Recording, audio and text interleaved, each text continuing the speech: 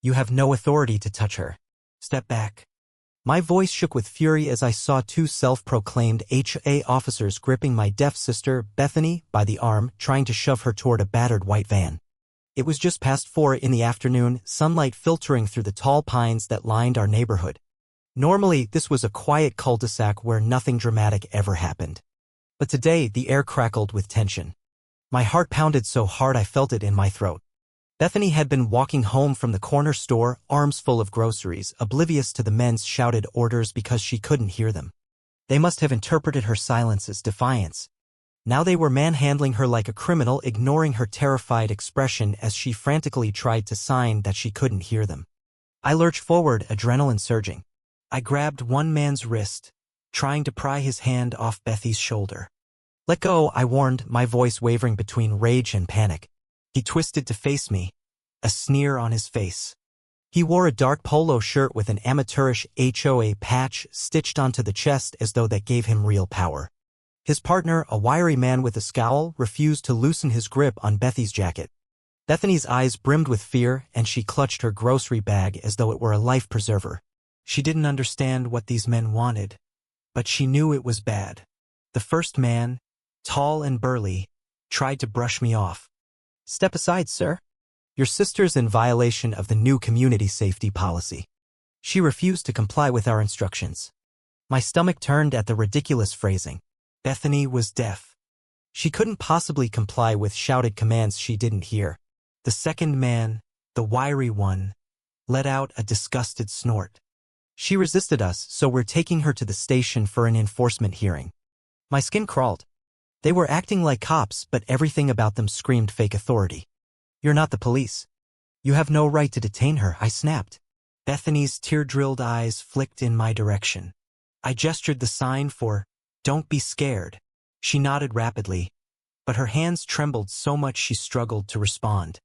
The burly man reached for the side of his belt where a cheap baton dangled, apparently believing he could scare me into submission. My pulse skyrocketed. I refused to back down. If they thought they could abduct my sister and vanish, they had another thing coming.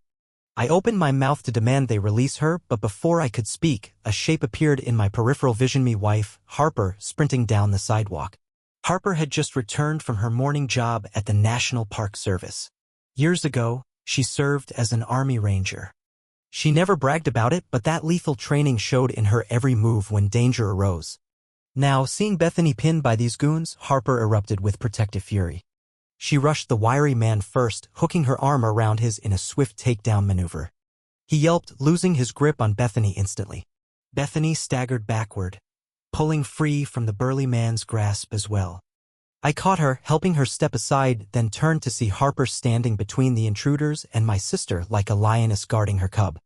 The wiry man picked himself up from the pavement, eyes wide with shock. "What the hell?" he sputtered, cradling his elbow as though he couldn't believe a woman had thrown him. The burly one growled, "Assaulting an HOA official is a serious offense." Harper's voice crackled with anger. "You're not officials. You're hired thugs, and you just tried to kidnap a deaf woman." She signed safe to Bethany, ensuring Bethany knew she was protected. My sister nodded, tears streaking her cheeks. She was shaking. Groceries spilled across the pavement, apples rolling under the van, milk carton on its side. Harper turned back to the men, fists clenched. "You have 10 seconds to explain yourselves." The burly man straightened his polo shirt, trying to look authoritative. "We're under orders from Miss Darby, the HOA president. This woman refused multiple demands to show ID, refused to comply with traffic control, and we suspect she's trespassing on association property." I stared at him in disbelief. "She's lived here for 5 years. How is walking home from the store trespassing?" Bethany, still rattled, leaned against me for support. She understood enough from lip reading to sense the men's accusations were absurd. The wiry man shrugged. "New rules. If residents don't follow the uniform walkway guidelines, we're permitted to detain them for an enforcement check." My mind reeled. I had heard about the HOA's newly adopted security measures. Over the past month, Miss Darby had ramped up restrictions, erecting barricades around certain sidewalks, demanding ID checks for people strolling after certain hours. It was all under the guise of community safety, but most of us suspected she had bigger plans, something about forcing out families who didn't fit her preferred mold. That included seniors on fixed incomes, families with special needs, or anyone who questioned her authority. Yet even with those rumors, I never imagined fake cops would attempt to drag a deaf woman into a van. "Get out of here," Harper snapped, stepping forward now. The burly man glared. "We have a right to take her in. She's been flagged as uncooperative. If you interfere, we'll mark you as well."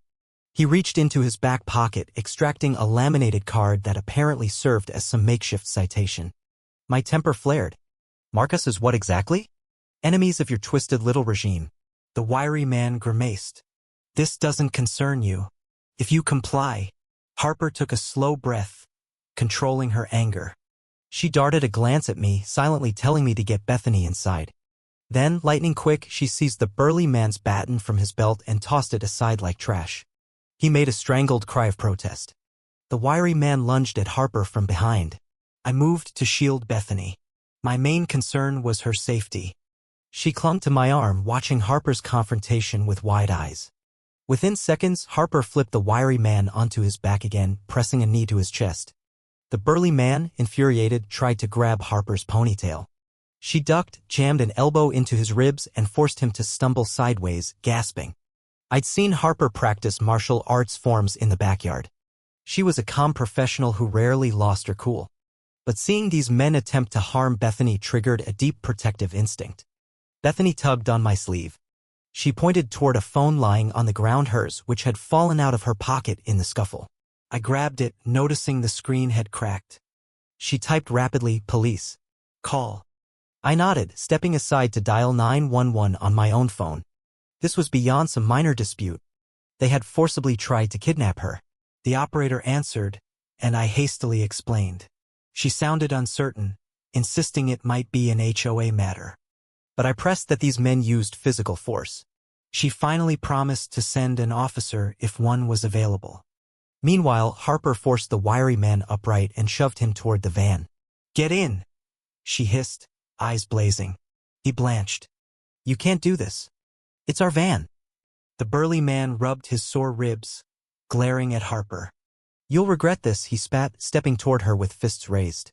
I sprinted to assist, but Harper gracefully sidestepped his clumsy swing, hooking an arm around his wrist and twisting until he yelled. She frog-marched him to the van's open side door. The wiry man cursed, trying to scramble away, but Harper grabbed the back of his shirt with surprising strength. She shoved them both into the vehicle. The inside was a cluttered mess of extension cords, crude gear that might have been used for setting up barricades. One man stumbled over a coil of rope, the other smashed into a metal cabinet. Before they could lunge out again, Harper slammed the side door shut. Then she quickly rummaged in her pocket for something. She pulled out a small carabiner she always carried random gear from her ranger day and used it to latch the outer door handle to a piece of the van's undercarriage. It wasn't foolproof, but it was enough to buy us time. I stared, half in awe, half in disbelief. She'd effectively locked the two men inside their own van.